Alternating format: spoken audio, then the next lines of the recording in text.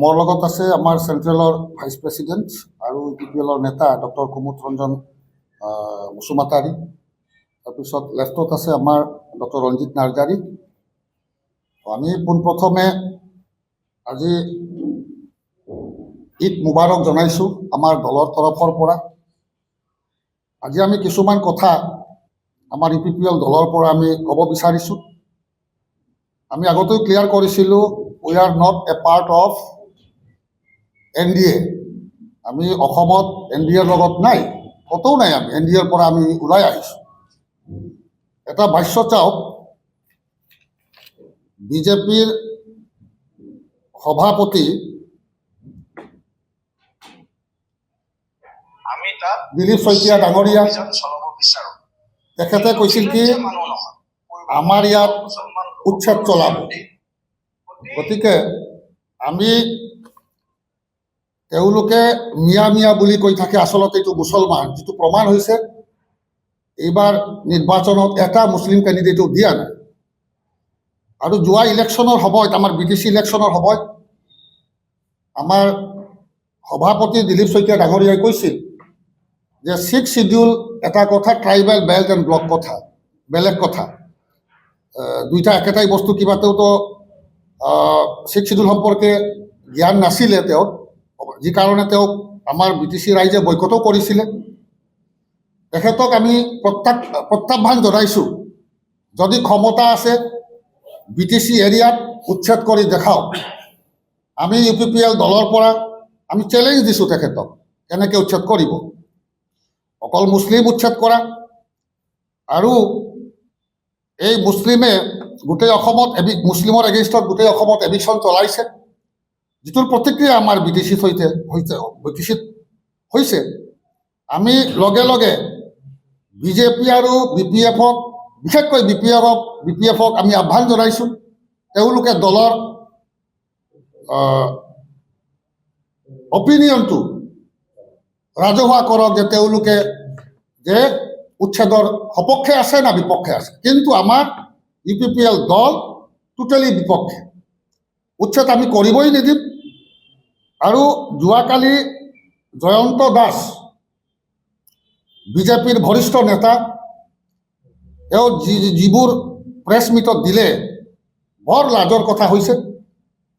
যিটো দল ফাদাৰলেণ্ড and motherland বুলি কৈ থাকে, বিজেপিৰ 501 নম্বৰ কোঠাত অনৈতিক কাম চলে বুলি তেওঁ নিজে কৈছিল, স্বীকাৰ কৰিছে। ভিডিঅ'টো আমাৰ লগত আছে, যে ফেক একাউণ্ট কৰিছে। তেওঁ নিজেই নিজৰ পাৰ্টিক, বিজেপিৰ হৈ বিজেপিৰ পাৰ্টিক চুৰি পাৰ্টি বুলি কৈছে। তো এনেকুৱা এটা পাৰ্টিৰ লগত আমি ভৱিষ্যতেও নাথাকোঁ, আমাৰ UPPL দল। কাৰণ এওঁলোকে যি কাম কৰে সদায় মিছাৰ ওপৰত বেছ কৰি কাম কৰি আছে। আজি বিজেপি চৰকাৰে আলফা সমস্যাটো সমাধান কৰিব পৰা নাই। কি উন্নয়নৰ কথা কৈ থাকে, ঋণ লৈ অৰুণোদয়, নিযুত মইনা, নিযুত বাবু, এইবিলাক চলাই আছে। গতিকে আমি অত্যন্ত বেয়া পাইছোঁ এইবাৰ লোন লৈ পেলাই যে মানুহক সহায় কৰা, এইটো তাৰ কোনো বিজেপি পাৰ্টিৰ পইচাও নহয়, চৰকাৰক বিপদত পেলোৱা। ইয়াৰ উপৰি আজি অসমৰ যিবোৰ বাঙালী আছে, এই বাঙালীবোৰক আজিলৈ ডিভোটাৰ কৰি ৰাখিছে। এইটো এটা বৰ দুৰ্ভাগ্যজনক। যদি বিজেপিয়ে বঙালী মানুহক যদি ভাল পালেহেঁতেন, তেতিয়াহ'লে ডিভোটাৰৰ সমস্যাটো কিয় কৰা নাই, আজিলৈ সমাধান কৰা নাই। বাঙালীবিলাকক ডিটেনশ্যন কেম্পত ৰাখিছে। ইয়াৰ উপৰি আমি BPFৰ কিছুমান কৰ্তাক ধন্যবাদ জনাইছোঁ। য'ত বিজেপি খেলি আছে 4টা চিটত, বিজেপিৰ কৰ্মকৰ্তাই আমাক সমৰ্থন দিম বুলি কৈছে। কাৰণ বিজেপিক BTCৰ পৰা বহিষ্কাৰ কৰিব লাগিব। কাৰণ এই BPFৰ কৰ্মকৰ্তাকেইটা বোধহয় তেওঁলোকে পাহৰিব পৰা নাই যোৱা 20 চনৰ যিটো ঘটনা, তেওঁলোকৰ লগত লিলি হোটেলত যিটো কাম কৰিছিলে, BPFৰ ওপৰত যি টৰ্চাৰ কৰিছিলে বিজেপিয়ে, সেইটো তেওঁলোকে পাহৰিব পৰা নাই। সেইকাৰণে আমি BPFৰ কিছুমান কৰ্মীক অন্তৰেৰে ধন্যবাদ জনাইছোঁ আমাৰ লগত থকাৰ কাৰণে। আমাৰ পৰা অহা যোৱা কৰি আছে BPFত, এইবিলাক অৰিজিনেলি তেওঁলোকে BPFৰ আছিলে, সুবিধাবাদী বুলি আমি ক'ম। গতিকে তেওঁলোকেতো অহা যোৱা কৰি থাকিব। গতিকে BPF-ক আকৌ মই এবাৰ আহ্বান জনাইছোঁ, আপুনি বিজেপিৰ লগত বিজেপিৰ পৰা বাহিৰ হৈ উচ্ছেদ নকৰোঁ বুলি ক্লিয়াৰ কৰক। BPF-ক আমি আহ্বান জনাইছোঁ। আৰু আমি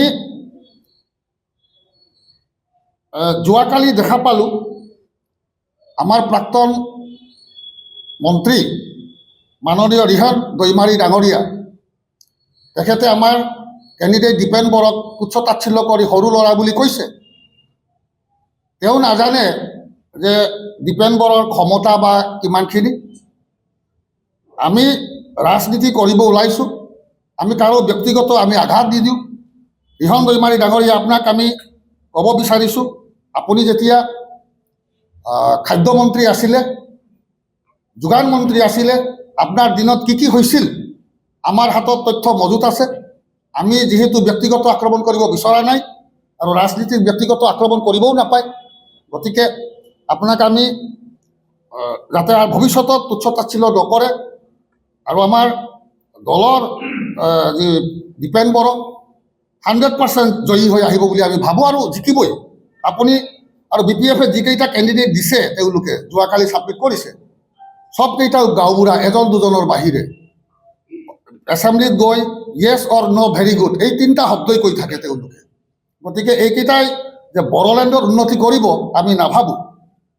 আৰু যোৱাকালি আমি আৰু দেখা পাইছোঁ বৰিষ্ঠ নেতা তথা বড়োলেণ্ডৰ আন্দোলনত সক্ৰিয় অংশগ্ৰহণ কৰা প্ৰমীলা ৰাণী বাইদেউ, তেখেতক BPF দলত অসন্মান কৰিছে, সন্মান কৰা নাই। টিভিত দেখা পালোঁ তেওঁ কান্দিছে। গতিকে প্ৰমীলা বাইদেউৰ নিচিনা এজনী নেত্ৰীক আমি আহ্বান জনাইছোঁ, যদি আপুনি ভাবে আমাৰ এই দলত UPPL দলত আপুনি আহি যাওক, যদি আপুনি BPF বেয়া পাইছে।